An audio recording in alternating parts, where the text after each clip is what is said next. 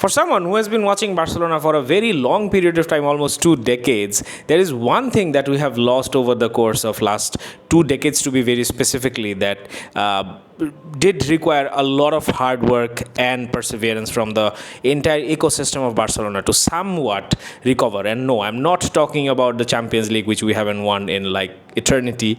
Last one in 2015, thanks to the MSN trio, thanks to Lucho. But there is something even more important than the Champions League that Barcelona lost. And after almost 10 to 15 years, which is no exaggeration, Barcelona has finally somewhat recovered that. And the ongoing transfer drama that we are seeing surrounding Rodri and Álvarez is the biggest testimony to that statement. Now, what exactly am I talking about? That is basically what this video is all about. So let's talk about it. Back in 2008 and 9 and 10 and 11 and 12 and almost in 13, Barcelona had something truly incredible, truly terrifying. That was the intimidation factor of a team that had Pep Guardiola as the manager and someone named Lionel Andres Messi, who was fueled by someone named and some players named Iniesta and Xavi.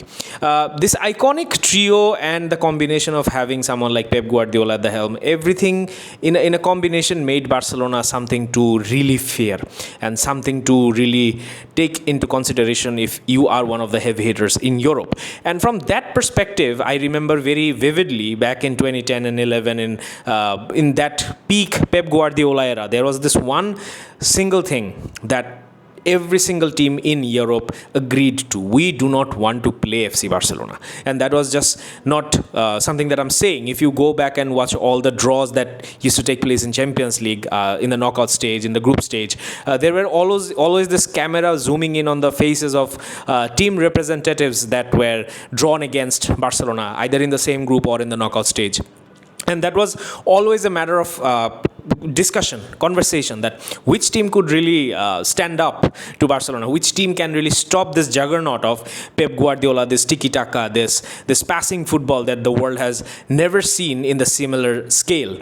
Yes, Spain somewhat replicated that formula in the national team, which brought them success in 2008, 10 and 12. But at the same time, they just didn't have Lionel Messi. And because of that, Spain, though extremely powerful and extremely effective, just didn't feel like the peak Barcelona. And that is where the intimidation and just in general the kind of class that overall Barcelona ensemble brought to the table, or to be more specific, on the field, is something that is literally unheard of and almost unmatched even now in today's football. So where am I getting at is basically there was once a time when every single footballer wanted to play for Barcelona. That was the epitome of your career's ascendancy, and that is the benchmark, that is the goal, that is the finish line, however you like to put it.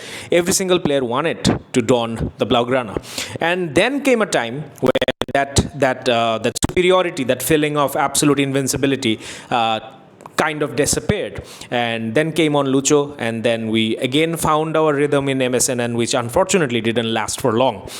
And then it's all downhill. After that, what happened? We all know the Bartomeu era, the financial crisis, and everything literally went completely against us. And in all those dramas and in all those circus, which literally damaged the reputation, the financial stability, the image, but most of all, the desirability to play for FC Barcelona, that became a myth. And that was even further absolutely demolished when Lionel Messi left FC Barcelona. There was a big chunk of young aspiring talent out there in Europe who wanted to share the dressing room with Lionel Messi. And not just, it was not just about playing for FC Barcelona, it was also playing with the likes of Lionel Messi. Even when we had to play Gerard Piqué as a center forward, the highlight, the poster child of the club was Lionel Messi, and that is something that's worth more than any trophies can really bring to the table. And that was the power of Lionel Messi. But once Messi left, then Barcelona for a period of time had absolutely nothing to count on and had absolutely nothing to sort of flaunt or showcase in front of the biggest talents in Europe to come and play for the Blaugrana. And that created a ripple effect, which eventually turned FC Barcelona into a club that no one feared, hardly anyone respected, none of the teams took seriously, and we saw some of the worst football FC Barcelona probably played in their entirety of existence. And from there on, since Hansi Flick came, and even before Hansi Flick, in the era of Valverde, in the era of Setien, we have been searching for our DNA, which we thought we found with Xavi Hernandez. And in the first 2 seasons, we definitely could sort of put our money on claiming that we eventually did find someone who could eventually replace someone like Pep Guardiola, which unfortunately eventually didn't happen. And then came somehow as a blessing Hansi Flick. Now, Hansi Flick is a character that probably requires an entire video in itself if I want to talk about him in its entirety. But what simply Hansi Flick brought back in Barcelona is the intimidation, 1, and 2, desirability. FC Barcelona is a club, once again, that talents in Europe desires to play for. FC Barcelona has become once again a club that yet not all the clubs in Europe, but definitely a major chunk of the clubs in Europe at the elite level would probably be happy about not facing in the Champions League, either in the group stage or in the knockout. And that is something that is truly priceless. That is not something you can just buy. That is not something you can just opt for. This is something that you have to work for. This is something you have to build on. This is something you literally have to prove every single match day on the midfield. That do not take us for granted. We are FC Barcelona, and you literally have to come and play for us, and you have to prove yourself in the red and blue jersey in order to call yourself absolute world class. And I think that is the reason that I'm so excited about Rodri and Álvarez. Even if those 2 transfer doesn't eventually go through, you have to look at what extent these 2 players have gone to ensure a deal comes through.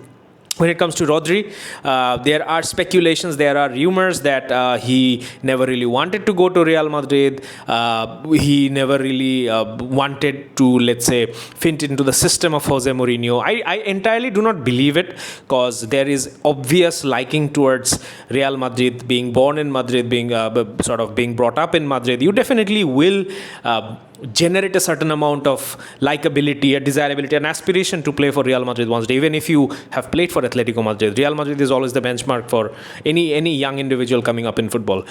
No one is an exception to that. So I do not really believe those rumors, but absolutely you have to figure that factor in, that for Real Madrid, where the deal almost seemed closed, shut, almost conformity that Rodri is coming in and he is the Golden Ball winner in the World Cup. So there was hype, and Real Madrid badly needed a midfielder like Rodri. Every team needs a midfielder like Rodri, but I think Real Madrid needed them more than most. And that is exactly where a deal coming in for Rodri from Barcelona, and that even being considered, is something that has not happened to FC Barcelona for a long period of time. And that is something you cannot just ignore. That is something that you can't just push under the rug. It doesn't happen like that. It just doesn't fly under the radar. It does come on the radar.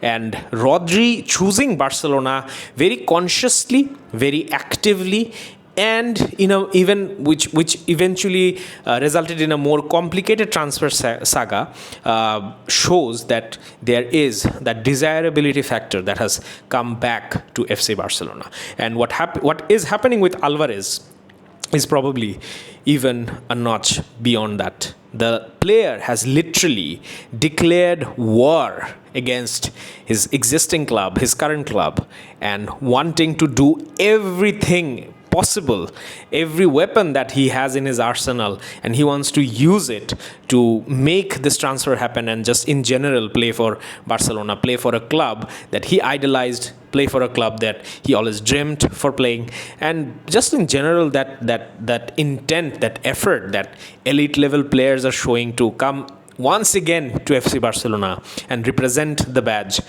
Read out Més que un club every single time you enter the Camp Nou. That is something you just cannot recover. That is something you cannot just put it in a shelf, and that is not something you can probably write in a jersey. But that is exactly what makes FC Barcelona.